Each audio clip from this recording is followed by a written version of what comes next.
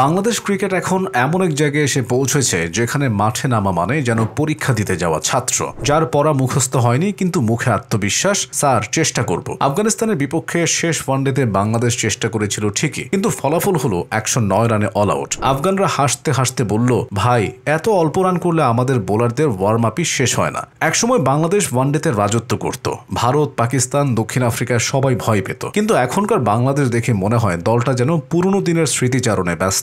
মাঠে খেলছে না, গল্প বলছে, একটা সময় আমরা বড় দল ছিলাম রে ভাই। ওপেনাররা আসে, দেখে, যায়, যেন তারা ক্রিকেট নয় অতিথি হয়ে এসেছে। মিডল অর্ডার ব্যাটসম্যানরা তো এমন ভাবে ফিরে যায় মনে হয় হঠাৎ মনে পড়েছে গ্যাসের চুলা বন্ধ করা হয়নি। আর আছে আমাদের নতুন তারকা জাকের আলী, তাকে বলা হয় ফিনিশার, কিন্তু প্রশ্ন হলো উনি আসলে কি ফিনিশ করেন? ম্যাচ, ইনিংস না দর্শকদের ধৈর্য? যতবার সুযোগ পায় ততবারই নিজের ব্যাটিং ফিনিশ করে ফেলেন। বাউন্ডারির বদলে তিনি দেন ব্যাটের বাতাস। বাংলাদেশ দলের ব্যাটিং অর্ডার এখন এমন এক নাটক যেখানে প্রতিটি চরিত্রের সংলাপ একই, আমিও আউট।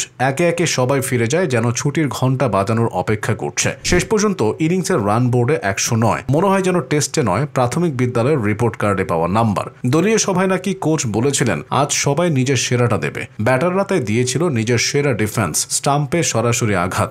আফগান বোলাররা হাসতে হাসতে বলছে, এইরকম ব্যাটিং দেখে আমাদের মনেও ভয় লাগে যদি ম্যাচ শেষ হয়ে যায় খুব তাড়াতাড়ি। সবচেয়ে মজার ব্যাপার হলো কিছুদিন আগেই তো বাংলাদেশ আফগানিস্তানকে টি-20-তে হারালো, তখন সবাই বলল টাইগার ফিরে এসেছে, কিন্তু দেখা গেল টাইগার ফিরলেও দাঁত নখ ভুলে গেছে কোথায় রেখেছে। ওয়ানডেতে এসে সেই আফগানরাই শোধ তুলে নিল, মানে একদিনের জয় 3 দিনের লজ্জা। আগে বাংলাদেশ দল মানে ছিল এক লড়াকু বাঘ, এখন মনে হয় বাঘ না, সোফায় বসে থাকা বিড়াল, যার ঘুম ভাঙাতে কেউ সাহস করে না। মুশফিক, তামিম, সাকিবরা নেই, নতুনদের মুখে শুধু হাসি মুখে পরাজয়। দর্শকেরাও এখন মানিয়ে নিয়েছে। ম্যাচ শুরু হলে বলে, দেখি আজ কয় রানে অল আউট হয়। কেউ কেউ তো বাজিও ধরে, এইবার কি 100 পার হবে? এমন উৎসাহ আগে ছিল জয়ের জন্য, এখন সেটা স্কোরবোর্ডে 3 অঙ্ক দেখার জন্য।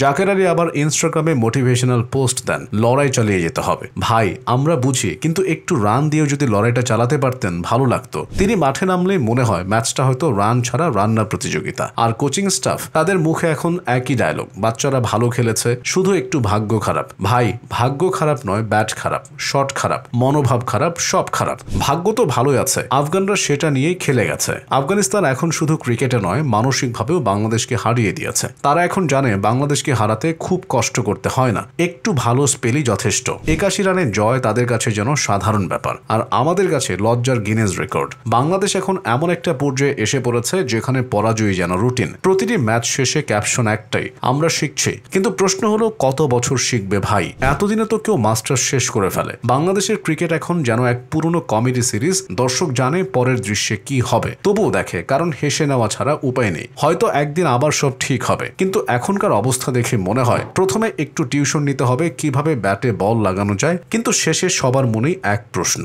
এই কি সেই বাংলাদেশ?